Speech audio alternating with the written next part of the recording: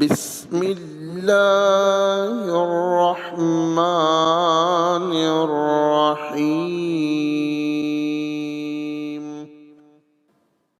باتیں سیدنا عثمان غنی رضی اللہ تعالیٰ عنہ سے متعلق ہے وہ آپ تک پہنچانے کی کوشش کروں گا۔ ہم پچھلے اتوار کو بہت سی باتیں آپ سے کیے ہیں۔ میں نے وعدہ کیا تھا کہ سیدنا عثمان غنی رضی اللہ تعالیٰ عنہ کی شہادت کیسے ہوئی۔ حضرت عثمان غنی رضی اللہ تعالیٰ عنہ بہت غیر معمولی شرافت کا انہوں نے مظاہرہ کیا،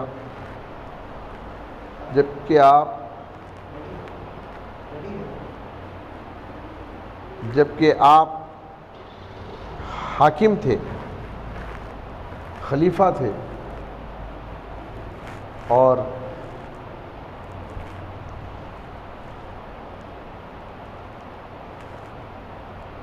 بہت کچھ کر سکتے تھے۔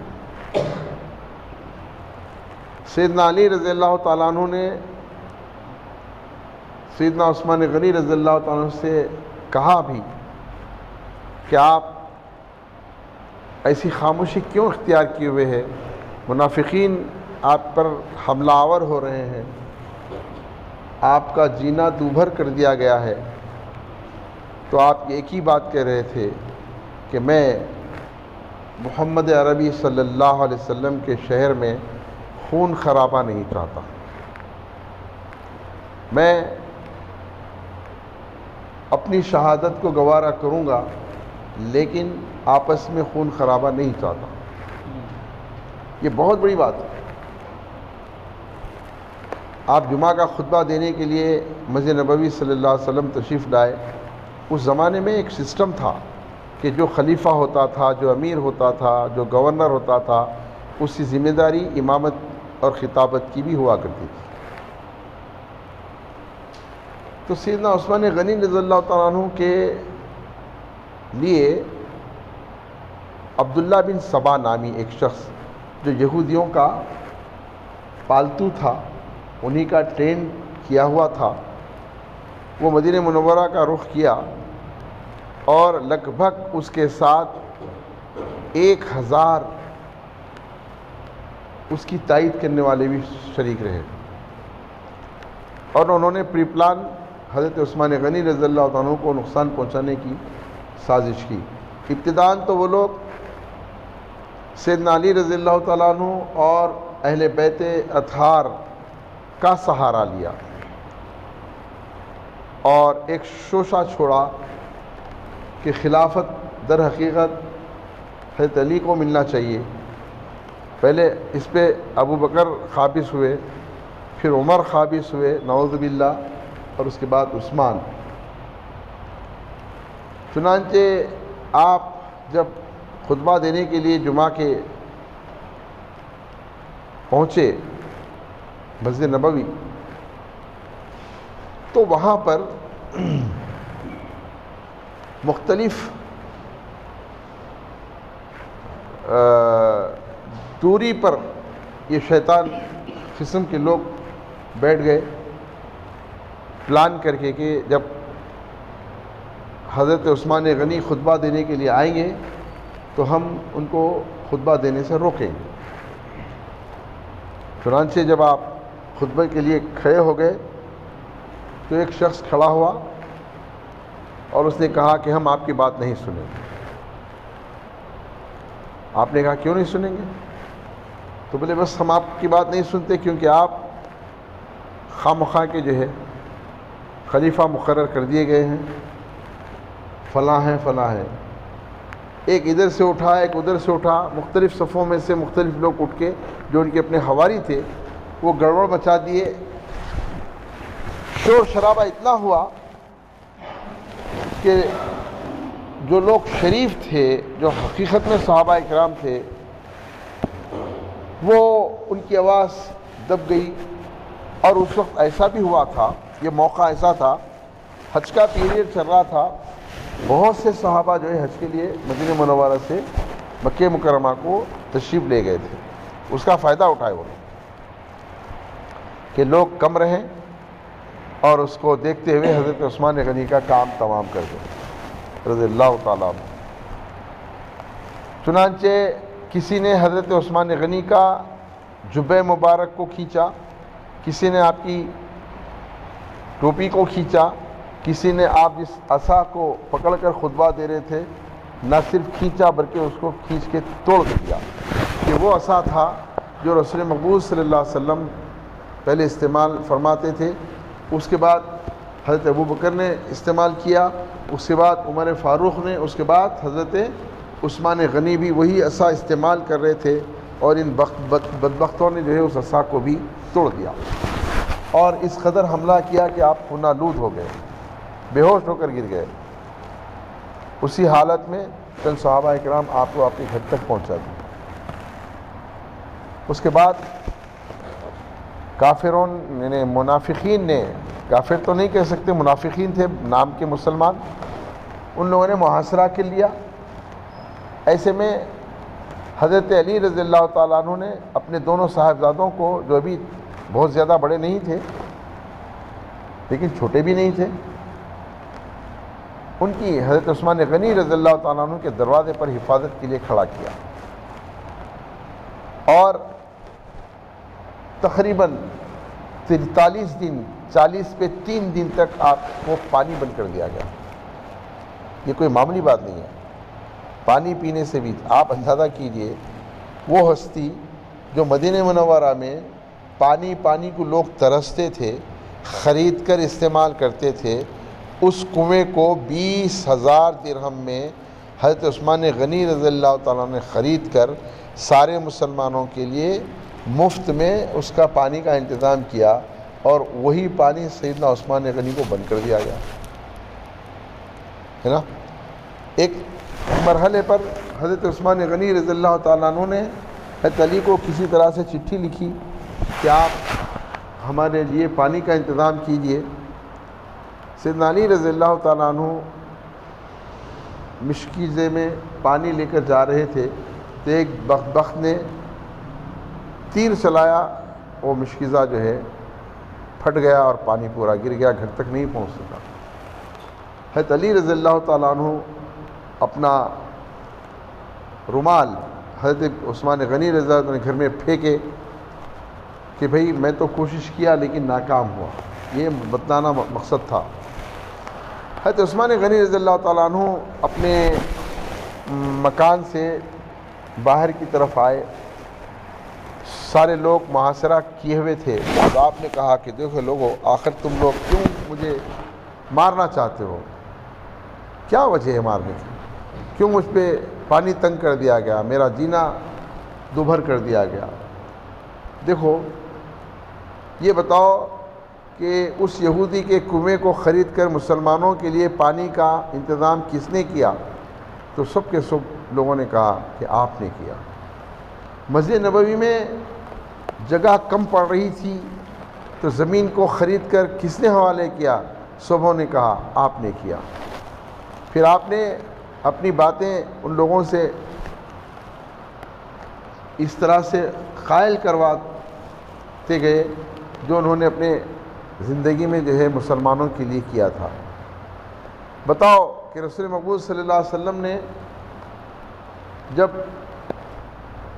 ایک جنگ کے موقع پر مال لانے کے لیے کہا تو 900 اونٹ میں ساز و سامان کے اور 100 گھوڑے اور 5 کلو سونا حضور صلی اللہ علیہ وسلم کے حوالے کس نے کیا؟ انہوں نے کہا آپ نے کیا۔ اور اس سونے کو حضور صلی اللہ علیہ وسلم اشرفیوں کو حضرت عثمان غنی سے کہا تھا کہ تم عثمان وہ سونے کے اشرفیاں میرے گود میں ڈال دو، اور وہ گود میں ڈالنے کے بعد حضور صلی اللہ علیہ وسلم ان اشرفیوں کو یہ ہاتھ سے یہ ہاتھ میں، یہ ہاتھ سے یہ ہاتھ میں اچھالتے رہے اور فرماتے رہے کہ عثمان آج کے بعد تو جو چاہے کر لے، تیرا عمل تجھے کوئی نقصان نہیں پہنچائے۔ یہ آزادی حضرت عثمان غنی کو دی گئی۔ یہ ساری باتیں یاد دلائے حضرت عثمان غنی۔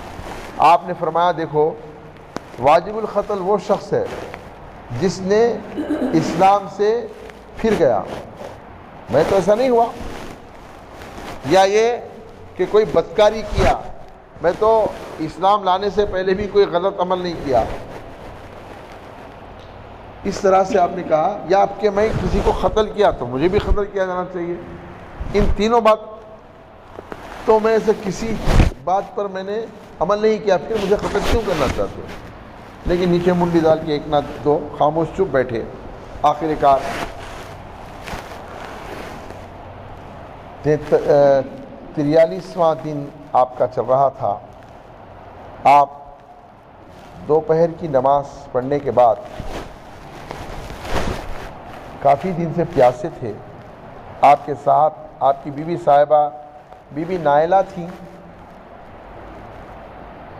تو کچھ دیر کے لیے آپ کو آنکھ لگی تو حضرت عثمان غنی رضی اللہ تعالیٰ نے خواب میں دیکھا رسول مقبول صلی اللہ علیہ وسلم، ابو بکر صدیق اور عمر فاروق رضی اللہ تعالیٰ عنہ، یہ تینوں افطار پر انتظار فرما رہے ہیں. تو حضرت عثمان غنی رضی اللہ تعالیٰ عنہ نے حضور صلی اللہ علیہ وسلم سے پوچھا کہ یا رسول اللہ علیہ وسلم، آپ افطار پر کس کا انتظار فرما رہے ہیں؟ تو حضور صلی اللہ علیہ وسلم نے فرمایا کہ عثمان، میں تمہارا ہی انتظار کر رہا ہوں، آج افطار ہمارے ساتھ کرنا. حضرت عثمان غنی رضی اللہ عنہ کھانے کے لیے کچھ نہیں، پینے کے لیے پانی نہیں، تو متواتر آپ روزے رکھ رہے تھے. تو روزے کی حالت میں تھے آپ، تو تہبند باندھے ہوئے تھے. تو انہوں نے بی بی نائلہ سے کہا کہ میرا پیجامہ لے آؤ، تاکہ کہیں ایسا نہ ہو کہ یہ منافقین میرے پر حملہ کریں اور میری جو ہے بدتمیزی کے ساتھ مجھے بے حیا نہ کر دے، مجھے ڈر ہے کہ یہ لوگ ایسا کریں گے. چنانچہ آپ تہبند اتار کر پھر آپ نے پیجامہ پہن لیا، 2 پیسے والا کپڑا پہن لیا. اس کے بعد آپ تلاوت فرماتے ہوئے بیٹھ گئے.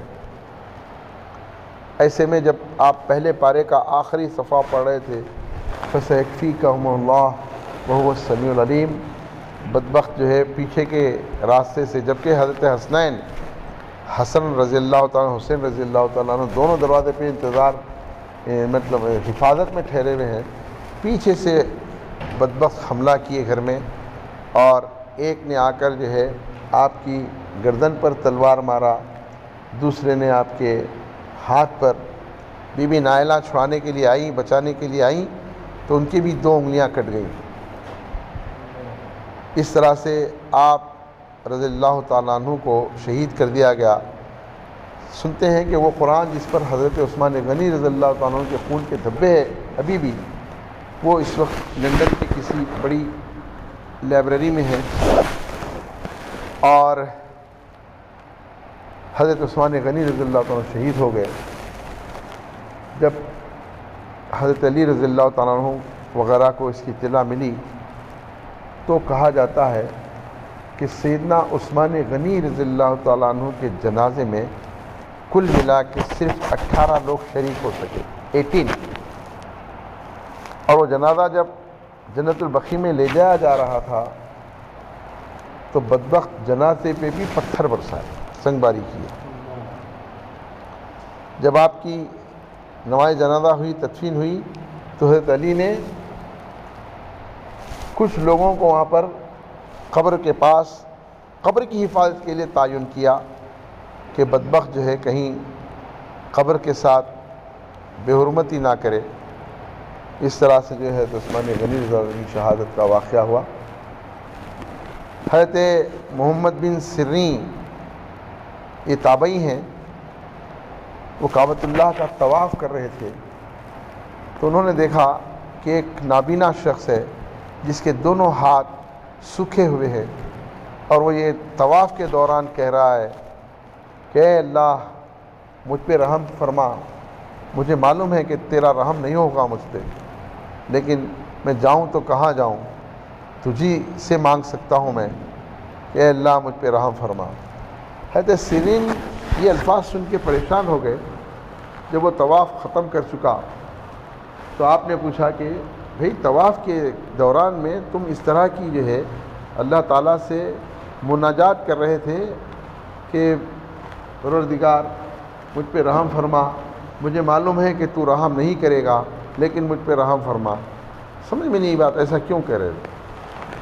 تو اس شخص نے کہا، جس کی آنکھوں میں آنسو تھے اور آنکھوں سے نابینا بھی تھا اور اس کے دونوں ہاتھ سوکھے ہوئے تھے، اس نے کہا کہ میں وہ بدبخت ہوں جو حضرت عثمان غنی رضی اللہ تعالیٰ عنہ کی شہادت میں ملوث تھا، اور آپ رضی اللہ تعالیٰ عنہ کو تماچا مارا تھا، جس پر بی بی نائلہ نے مجھے 3 بد دعائیں دی تھیں۔ ایک تو یہ کہ اللہ تیرے ہاتھوں کو سکھا دے، کیونکہ میں ہاتھ سے مارا تھا تو ان کی بد دعا مجھے لگ گئی اور میرے 2 ہاتھ سوکھ گئے۔ دوسری بد دعا انہوں نے کی تھی کہ اللہ تجھے اندھا کر دے، اور میں اندھا ہو گیا۔ اور تیسری بد دعا انہوں نے یہ بھی کی تھی کہ اللہ تجھے تیری مغفرت نہ کرے، تجھے دوزخ کے ایندھن میں جلائے۔ مجھے معلوم ہے کہ تیسری دعا ان کی بد دعا بھی مجھے لگے گی، ہے نا۔ تو اس طرح سے جو ہے حضرت عثمان غنی رضی اللہ عنہ کی شہادت کا یہ دل دہلا دینے والا واقعہ ہے کہ دنیا کی تاریخ میں ایسا کوئی واقعہ نہیں ہوتا۔ یہ رسول مقبول صلی اللہ علیہ وسلم کے داماد اور دوہرے داماد، پھر آپ صلی اللہ علیہ وسلم نے یہاں تک فرمایا کہ اگر محمد کی 40 بیٹیاں ہوتیں اور ایک کے بعد ایک گزرتی جاتی تو میں ایک کے بعد ایک عثمان ہی کو دیتا جاتا، ہے نا۔ تو اللہ کے رسول صلی اللہ علیہ وسلم جو کچھ فرماتے ہیں در حقیقت وہ اللہ تعالیٰ فرماتے ہیں، ہے نا۔ تو اس طرح سے جو ہے یہ عظیم الشان شہادت آپ کی ہوئی، جو قابل جو ہے مذمت تو کیا بولیں، جتنے بھی برے الفاظ اس کے لیے ہو سکتے کم بختوں کے لیے، شہید کرنے والوں کے لیے وہ کم ہے۔ اللہ ہم سب کو جو ہے حضرت عثمان غنی رضی اللہ تعالیٰ کی اسی صفت عطا فرمائیں، اور آپ رضی اللہ تعالیٰ عنہ کی عادات و اطوار ہم میں بھی آ جائیں، ہم دین پر قائم رہیں اور دین کا کام کریں، قرآن کا کام۔ قرآن کو جمع ابتدا جو ہوئی حضرت عثمان غنی رضی اللہ تعالیٰ عنہ کے متعلق، سب سے پہلے تو خیرات پہ جھگڑا ہوا کہ لوگوں نے کہا کہ خیرات جو ہے جو مختلف طریقوں سے پڑھی جاتی تھی اس وقت، اس میں وہاں سے اختلاف کا آغاز ہوا۔ تو چنانچہ آپ نے جو ہے ایک کمیٹی تشکیل دی، اور اس کمیٹی کے کرتا دھرتا لوگوں نے قرآن کو ایک جگہ جمع کیا۔ اسی لیے ہر جمعے کے خطبے میں آپ کے متعلق یہ بات کہی جاتی ہے کہ قرآن کو جمع کرنے والی حیثیت حضرت عثمان غنی رضی اللہ تعالیٰ عنہ کی ہے۔ تو پھر آپ نے کئی صحیفے لکھوا کر بقیہ تمام صحیفے منگوا لیے جو پہلے کے پرنٹ تھے، پھر یہ صحیفوں کو آپ نے پھیلایا۔ اس طرح سے جو ہے یہ واقعہ ہوا۔ انشاءاللہ پھر آگے کی باتیں سیدنا عمر فاروق رضی اللہ تعالیٰ عنہ کے بارے میں انشاءاللہ گنجائش رہی تو آئندہ اتوار کو آپ کے سامنے کریں گے۔ دعا کرتے ہیں۔ الحمدللہ رب العالمین، اللہم صلی علی سیدنا محمد وعلی آل سیدنا محمد مبارک وسلم۔ پروردگار عالم، جو کچھ ہم نے گناہ کیے ہیں، چھوٹے بڑے، ظاہر چھپے ہوئے، جان بوجھ کر انجانے میں، ان تمام گناہوں سے توبہ کرتے ہیں۔ یا اللہ، جب تک ہم زندہ رہیں، تیرے اور تیرے حبیب کریم سید المرسلین حضرت محمد مصطفیٰ صلی اللہ علیہ وسلم کے حکموں کے موافق عمل کرنے کی توفیق عطا فرما۔ یا اللہ، ہمارے گناہوں کو معاف فرما، ہماری غلطیوں کو درگزر فرما۔ اے اللہ، ہمیں نیک بنا، ایک بنا، دین پر چلنے والا بنا، دین کو آباد کرنے والا بنا، اسلام کا بول بالا فرما، کفر کا منہ کالا فرما۔ یا اللہ، دنیا تمام میں جہاں کہیں بھی مسلمان رہتے اور بستے ہیں، ان کی جان و مال کی، عزت و آبرو کی، ایمان کی حفاظت فرما۔ اے اللہ، ہماری مساجد، ہمارے دینی تعلیمی ادارے، ان تمام چیزوں کی حفاظت فرما۔ اے اللہ، سارے مسلمانوں کو دین پر چلنے کی توفیق عطا فرما۔ اے اللہ ہمارے کو نمازوں کا پابند بنا، گناہوں سے بچا، اے اللہ غلطیوں سے بچا، اے اللہ شیطان کے مکر و فریب سے بچا، اے اللہ ہمیں اطاعت گزار بنا، دین پر چلنے والا بنا، اسلام پر چلنے والا بنا، اے اللہ قرآن کو پڑھنے والا بنا، قرآن کو اچھا پڑھنے والا بنا، اے اللہ ہماری آوازوں کو قرآن کی تلاوت کے لیے خوبصورت بنا، اے اللہ ہماری دعاؤں کو قبول فرما۔ یا اللہ جن لوگوں کی شادیاں ہوئی ہیں انہیں نیک اور صالح اولاد عطا فرما، جن کو اولاد ہو چکی ان کی اولاد کو نیک اور صالح بنا، جن کی شادیاں نہیں ہوئی ان کی شادیوں کے انتظامات فرما، نیک نصیبیں فرما۔ یا اللہ جو ہم میں بیمار ہیں انہیں شفا عطا فرما، یا اللہ جو بیمار ہیں انہیں شفا عطا فرما، یا اللہ بیماروں کو شفا عطا فرما، یا اللہ جو بے روزگار ہیں انہیں روزگار عطا فرما، جو روزگار سے ہیں ان کی کمائیوں میں برکت عطا فرما، یا اللہ ہماری دعاؤں میں اثر عطا فرما، ہماری دعاؤں کو قبول فرما، ہماری گناہوں کو معاف فرما، ہماری توبہ کو قبول فرما۔ اے اللہ ہم توبہ کرتے ہیں، اے اللہ ہم توبہ کرتے ہیں، اے اللہ ہم توبہ کرتے ہیں، اے اللہ ہم نے جو کچھ مانگا ہے وہ سب ہمیں عطا فرما، اے اللہ جو ہم مانگنا بھول گئے وہ بھی ہمیں عطا فرما۔ یا اللہ جن لوگوں نے دعا کے لیے کہا ہے ان کی دعاؤں کو قبول فرما، یا اللہ ہماری ضرورتوں کو پوری فرما، یا اللہ ہمارے مرحومین کی قبروں کو نور سے منور فرما، یا اللہ کروٹ کروٹ رحمت کی بارش فرما، ان کی قبور کو وسیع فرما، جنت کی کیاریاں بنا دے، یا اللہ کل قیامت کے دن ان تمام کو جنت الفردوس میں جگہ عطا فرما۔ اللہم صلی علی سیدنا محمد وعلی آل سیدنا محمد وبارک وسلم والحمد للہ رب العالمین۔